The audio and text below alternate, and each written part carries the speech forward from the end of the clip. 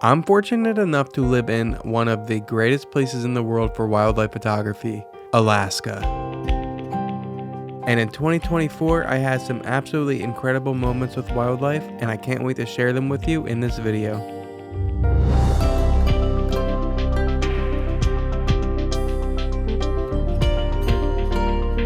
In this video, I'm going to show you my favorite wildlife photos of 2024.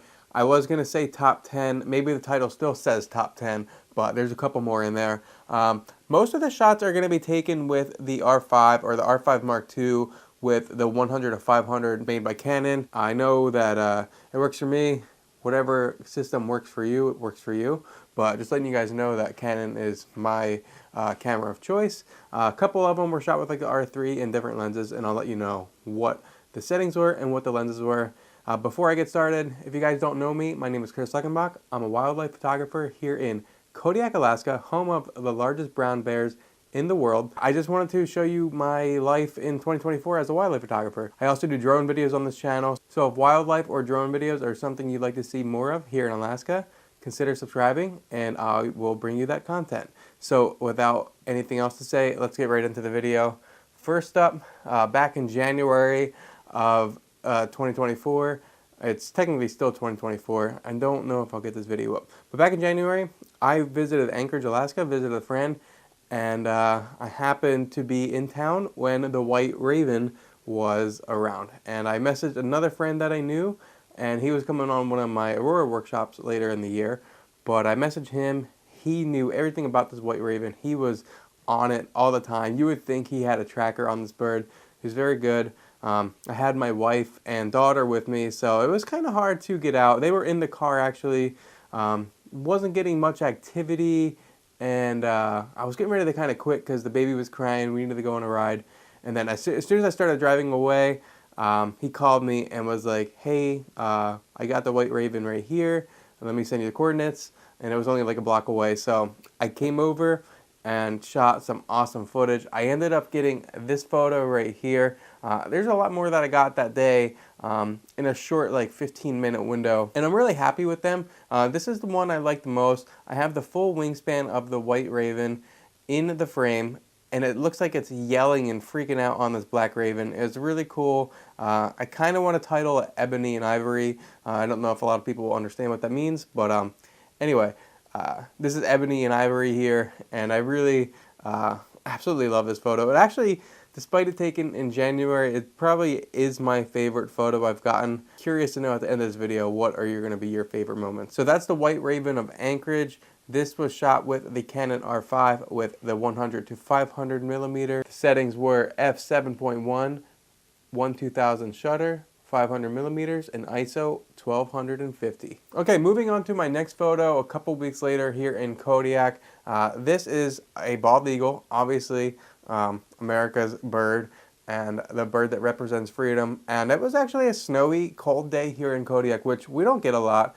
And shooting any wildlife in the snow is really fun. I really loved the neutral background of this bald eagle. And obviously, any bald eagle or bird shot capturing its nictitating membrane is a really cool shot. If you don't know what that is, that's that blue in the eye when they blink. So if you get a shot with that in a nice winter background with some snow falling, I like the lighting. Everything looked good about this photo. It was sharp. Yeah, that's number 2. The camera I used, again, was the Canon R5 with the 100 to 500, and my settings were f7.1. Once again, 1/2000 shutter, 500 millimeters, and ISO 4000. All right, well, we're just hitting the calendar here. Now we're in March, and so I got a January, February, and March photo. That's pretty happy, or I'm pretty happy with that, I mean. And this here is a sea otter in Kodiak. It was kind of a warmer day, but I was able to go to the float plane dock and get really low and get some footage of this guy, get some photos.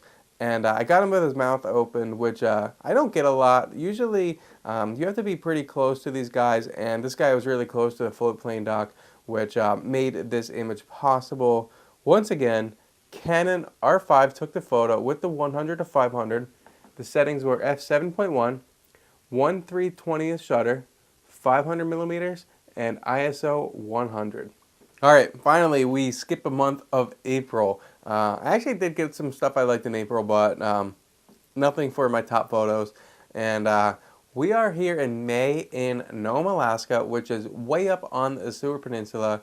And Nome is home of the muskox, and well, they're really all over the Arctic regions, but not all over, but they are in the Arctic regions, like up in Prudhoe Bay and Nome and stuff. So I really, really loved this shot because it's like a family portrait. I call it the muskox family portrait. One thing I really, really love is they're all making eye contact with the camera. They just had these little muskox calves, and they are just the cutest little thing. They are so tiny, and it's nice to see the family protect them.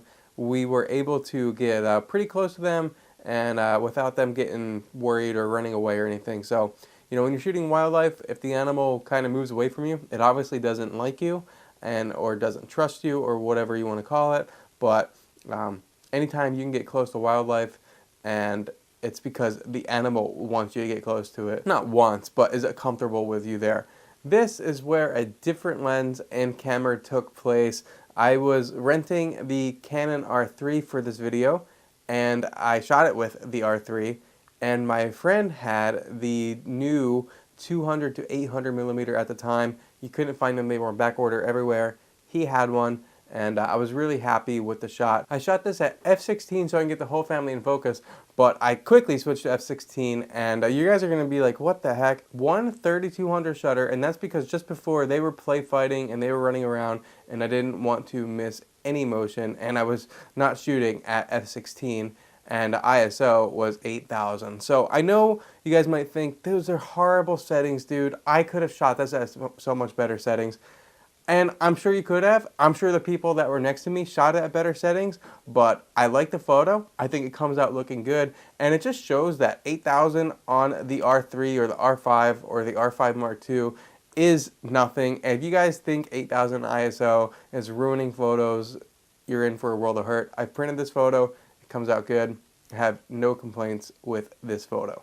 All right, moving on down the road, quite literally down the road, a little bit later, still in Nome, same day, just a couple hours later, here in the Teller Highway. And if you guys ever been to Nome, you guys know that willow ptarmigan are everywhere in the May time of year. They are just like every 10 feet on the side of the road. I really like this guy. Willow ptarmigan is the state bird of Alaska. It was just nice golden glow outside at nighttime or in the evening.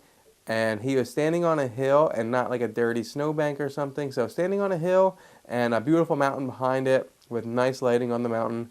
And this is my favorite ptarmigan shot I've ever taken of the Alaska state birds. I'm really happy that I was able to get this on the same day as those muskox. And I just love that his mouth is open. The only thing that I wish this photo was a little bit better with was I wish you could see a little bit of breath, but there's no breath. That's okay. I accept it for what it is. You guys might like these camera settings a little bit better. Still the Canon R3, still the 200 to 800. I shot this at f9, 1/2500 shutter, 800 millimeters, and ISO of 1250. So definitely better than 8000. Still a clean looking photo. This next photo makes me thirsty because this is a coastal brown bear cub in Katmai, Alaska, and he just finished breastfeeding, and he comes up and makes eye contact with the camera. This is an unbelievable cute moment. One, to be close to nursing cubs in general is a privilege on its own, whether you have a camera or not, but being a photographer, being that close, I also got some video. This was absolutely amazing. And one of the best parts about this photo was I just switched lenses with one of my friends. I was renting the Canon 100 to 300 f2.8, and she had the 400 2.8. I just put the 400 2.8 on here, and this was shot with the Canon R5 at with the 400 f2.8 at 400 millimeters, obviously, with a shutter speed of 1/800 and ISO was 250. So a pretty much perfect exposed wildlife photo, and just absolutely amazing moment. You could see the milk on the cub's nose, and the mom just relaxed with us there. So if the mom wasn't relaxed, she wouldn't have nursed there. And that's one thing I love about bears is they're one of the true animals that they'll let you know if they want you to be there or not. And their body language will tell you everything you need to know. I gotta continue this video. I have to head to work. I just got called in, so I'll be back in a minute. Okay, well, what turned out to be a 20-minute call at work ended up being 5 hours later. So, with that being said, let's continue on with this video. If you guys want to consider retiring me and buy $56 million worth of prints, that would be absolutely amazing and I'd be set for life. So, yeah, link in the description to my website below. Anyway, moving on. Another awesome mom and cub moment. 2 cubs. These are kois, and koi stands for Cub of the Year. So these cubs were just born recently this year, and this was shot in June. So these cubs must have been just a couple months old. So they grow really fast, really quick, and they weren't super duper tiny. They actually get a lot smaller right now. They were about the size of a big dog, I guess you could say. This was shot with the Canon R5. Well, I'm recording with the R5. And actually a special lens that I rented, the 100-300. I shot this with the 2x adapter, so it ended up being 600 millimeters, f5.6. The shutter speed was 1/1000th of a second, and the ISO was 2000. So pretty typical rainy wildlife exposure in Katmai. Super duper special moment. That was my first time I got to really sit and photograph koi. They are absolutely just the cutest little thing when they play. Like, it's just the cutest thing. It's gonna bring me to my next photo. I mean, this photo is absolutely out of this world. This is the same koi, the same mom. This was shot with the R5. Once again, that I'm recording with the 100-500, shot at 100 millimeters, or I'm sorry, 114 millimeters, f5.6. The shutter speed was 1/1000th, and the ISO was 2500. This is just an absolutely spectacular moment. The koi is obviously interested in us. The brother or sister of the koi didn't really care, and the mom obviously was comfortable with us and kept a kind of long leash on her koi. It's kind of impressive that they do that because right now at this age it's very easy for these koi to get killed, and it happens every year in Katmai. Some big dominant boar is going to fight the mom to mate with her, and they will kill any cubs that are involved that get in the way. So it's kind of sad, but that is human nature. Absolutely just beautiful moment, and I think it's probably one of my favorite wildlife captures I've ever captured. The only thing that could have made this photo better was the mom looking up. She just kept grazing, and the cub in the background could have been looking more at me, but all the attention is on the cub that is looking at me. It's a pretty cool moment, and I'm really happy I was able to capture that this year. Okay, so going on to the next photo, this actually wasn't in my top 10, but every time I look at it, I just get more and more happy with the photo. The bear is doing a great pose in general. I love that stride, capturing the bear in the stride.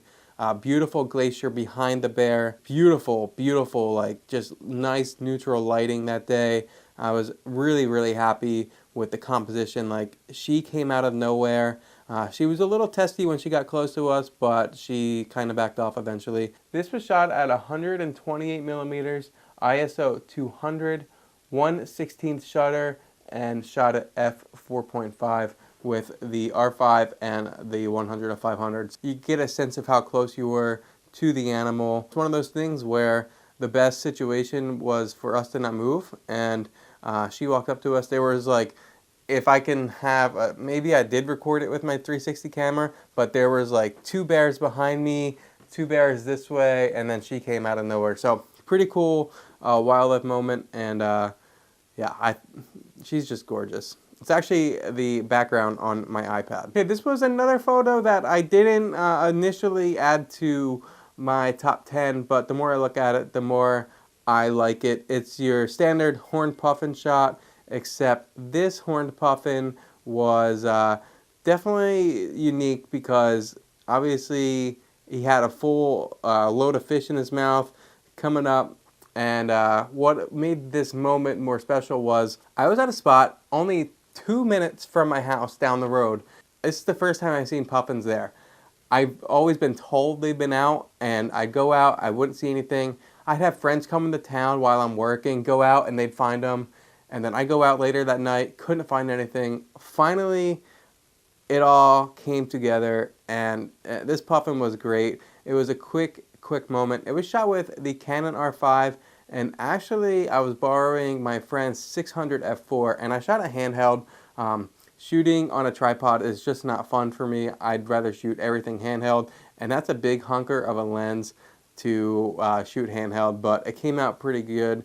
The settings on this were f4, 1/3200th, 600 millimeters, and ISO 200. So anytime I shoot puffins in flight, I found the minimum shutter speed I need is 1/3200th. And you can see maybe there's just the slightest bit of wing motion blur still in the background, but you know, I was comfortable shooting at 1/3200th. Obviously the eye and the beak and everything else is sharp. You can see the wings are a little out of focus. That's just the depth of field. So really cool moment for me to finally get my puffins in flight. And that brings me to my next shot. I couldn't believe this moment. I was in what I call my favorite spot on Kodiak Island, Passagshak Point. I've visited there probably more times than anyone has since I've been there. I mean, especially my first couple years here, I was up there probably 4 or 5 times a weekend, and I'd go out there in the summertime after work. So it would probably be like 7 or 8 times a week at this one spot. And I love it just for the scenery there, but I found out couple years ago that sometimes the puffins show up. I'm like, I've never seen puffins there. And I had some friends in town. My friend Scott Stone was hosting a woman and wildlife tour. They went out there, saw some puffins. They told me about it. I went out and I was like, man, I don't know if I'm going to see anything. Like, I never have the luck for this. I got out there and I'm like, I don't see anything. And then I saw 1 or 2. And then I'd see 1 or 2, and I was like, oh, this is pretty cool. I mean, at least they are out here. And then I saw 100. And I'm not exaggerating. There were so many, not just horned puffins, they were tufted puffins. And it was probably like the most like crazy like puffin experience I've ever had, because they were in this epic location. The ocean's down below them. I made a video of this with the R5 Mark II. This photo was shot with the R5 Mark II. I have a whole YouTube video featuring these puffins. And my settings were f6.3, 1/3200th of a second, 400 millimeters, and ISO 3200. So, like I said, 1/3200th is my minimum I use for puffins in flight. If the puffins aren't moving, you can get away with, you know, shooting at less shutter speed, but they move so fast, they take off so fast. Why not just shoot the whole puffin at the high shutter speed? You can do like long exposures with them in terms of like, you know, a shorter like 1/50th shutter speed while they're in flight. You might get some cool panning shots. I didn't want to try it because this was the first time I got to experience this here in Kodiak like that at my favorite spot, Passagshak Point. So awesome moment. He came in for a landing. If you guys see in my background here, another cool moment I've had with this guy. He might not be able to see the whole picture, but it's up on the screen. Awesome day with the ocean behind him. For in this case, the rocky cliffs was behind him, coming in for a landing at his nest. So yeah, that's my second horned puffin shot that I have in my top wildlife pictures of 2024. Okay, keeping the theme of birds in flight, this is a belted kingfisher, and what I love about this shot in particular is obviously the lighting. The lighting hit him perfectly. Kingfishers personally have been a challenge for me to photograph. These belted kingfishers here in Kodiak are fast, they are pretty tricky to photograph, and to get them in focus is pretty challenging. That's why I like the R5 Mark II. It's definitely the best I've found for small birds. The R5 wasn't as good. I struggled a lot with the kingfishers, and that kind of diminished. I had a lot of chances with this guy. He kept flying by me at a pretty close rate. They're really hard to see him come through the bushes, and then you got to get him in focus, get him in the right light, and before they go away out of the screen behind, away from the lens, because they go behind bushes and stuff pretty quick. So I really liked him in flight. I had a lot of fun. I was waiting for some bears to show up here, and it was shot in Kodiak Island. So while I was waiting for the bears, I saw this guy flying back and forth, and I ended up getting this shot. So I hope you guys think it's pretty good. The settings were f6.3, 1/2000 shutter, 451 millimeters, and ISO 4000. Wasn't shot at the full 500 because I kept zooming out, trying to get focus, and I would kind of zoom out and then zoom in, and it just happened to be stuck at 451 millimeters. But yeah, I'm pretty happy with it. All right, now this next photo is a special moment. I was actually taken just about like 150 steps away from the other photo. This is a pair of Kodiak brown bears. It's a mom with two cubs. You can see the mom in the background. You can see the nose comparison in size. Look at her nose compared to the cub's nose. I mean, that's pretty special. And they're all looking at me, except for the mom was kind of like just sniffing up. But you get them all cuddled up next to each other, laying in mossy green. It's not something you see a lot, mossy green brown bears. So there's that. Pretty awesome moment. I got some cool behind the scenes footage. I actually used my Osmo Action. I was making an Osmo Action 5 video, and I put it on my neck with a neck piece attachment to get some behind the scenes footage. And yeah, happened to grab this. Some of the things that could have made this photo better, I mean, technically you can kind of fix it with Photoshop, but some things aren't even worth my time, and I just got a really happy moment, and it's more about the moment for me in this photo than the photo itself. But there's a couple branches in the face of the bear. So one of those some crazy camera settings that I used. I shot this with the Canon R5 70-200 f2.8, and we have a 1/320 shutter speed, and the ISO was 5000, so that's not too bad. I tried shooting with the R5 Mark II. We were getting up like well past 12,000, like 25,000 ISO, so I broke out the 7200, and that 2.8 really came in handy there. This would have been one of those moments where I wish I had the 100-300. I think it's a perfect wildlife lens for me here in Kodiak, Alaska. A lot of times the wildlife encounters are on a river where I don't have much room for longer lenses, and you get a lot closer than most places in the world. Alright, if you guys are catching a theme here, I like bears. This next photo is a very close-up moment I shot of this Kodiak brown bear fishing in the river. She was just eating some fish.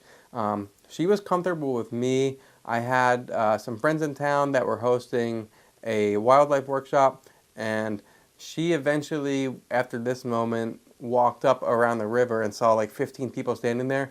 She didn't like all those people. She went back around the bushes, and then I knew a spot where she'd come up again, and I got some really cool footage of her and some mountains in the background, some shots that I wanted that defines Kodiak Island. Like if you've been to Kodiak, you know the spot. So this photo itself is a really in-depth, detailed shot of her just kind of eating this mutilated, disgusting zombie salmon, pink salmon. It was pretty disgusting, but they get to that point where they just want to eat everything they can, regardless of how gross it is. And it's pretty gross. Like, you kind of feel bad for them. I shot this with the Canon R5 Mark II, f7.1, 1/1000 shutter, 500 millimeters, and again, this is on a river. The ISO is 12,800.